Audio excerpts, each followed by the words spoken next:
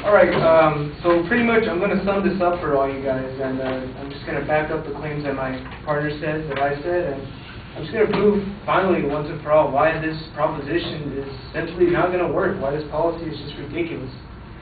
Alright, so earlier Christine said if all immigrants are gone, then there's no one to harvest the fruit, yada yada yada, you know, it's the jokes that we hear, it's the truth, and well, my partner already mentioned the bioengineered fruit. And we have the capability of harvesting fruit with machinery.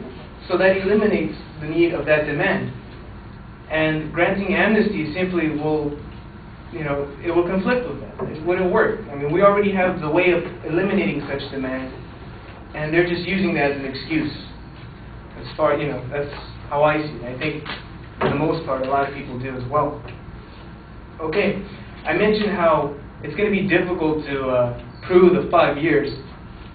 Christine mentioned landlord tracking. Are you kidding me? If there was if I mentioned earlier, there was a 25% fraudulent amnesties granted back in 1986. Do you think they won't be able to come up with some fake documents or something that will prove the rent? Aside from that, landlords, they don't, it's a lot of situations, a lot of times, the families of the illegal immigrants who pay the rent is under the table.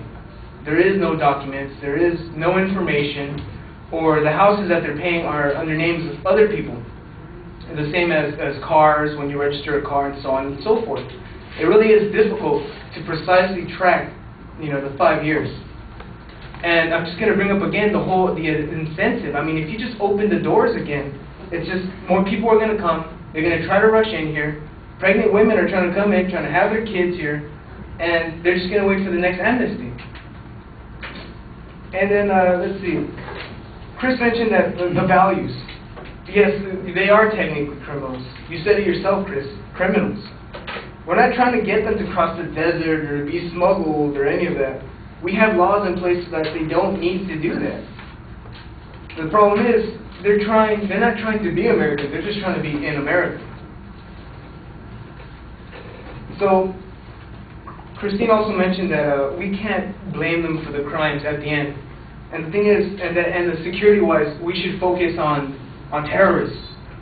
Well, the thing is, illegal immigrants are causing problems, and if they weren't here in the first place, we wouldn't have to go through that. For example, let me take you real quick.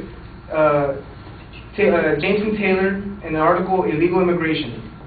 The drug cartels are also smuggling non-Mexican aliens into the United States, often charging between $45,000 and $60,000 per person to do so.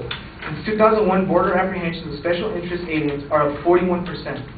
Indeed, FBI Director Robert Mueller has alerted Congress that there are individuals from countries with known Al-Qaeda connections who are changing their Islamic surnames to Hispanic-sounding names and obtaining false Hispanic identities, learning to speak Spanish and pretending to be Hispanic immigrants.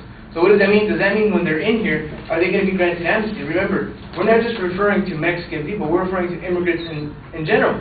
Just all immigrants. I'm talking about immigrants from the Philippines, from south of the border, from Canada, and so on and so forth. And they're not really taking into consideration all those immigrants.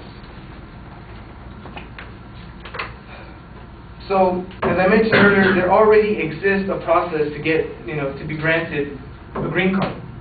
And I got this information from the USCIS.gov. And if you want to become an immigrant, you must go through a 3-step process. First, the USCIS must approve an immigrant petition for you, which is usually filed by an employer or a relative for you. Second, a visa number through the State Department must be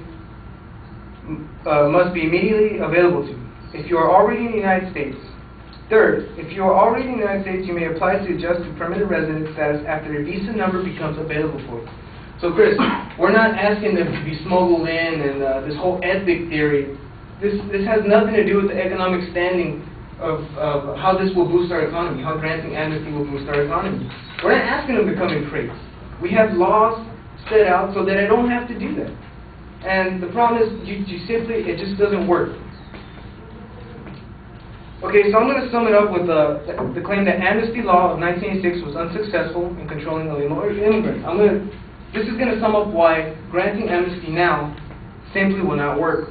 And I got this from Rachel L. and from the New York Times. And it says, President Ronald Reagan signed that bill into law with great fanfare amid promises that it would grant legal status to illegal immigrants, crack down on employers who hire illegal workers, and secure the border once and for all. Instead, fraudulent applications tainted the process. Many employers continued their illicit hiring practices, and illegal immigration surged. So simply, granting amnesty now is not a solution to the immigration problem that we have now, or the economic problem. This is not an economic stimulus, just an excuse to get more illegal documents, papers.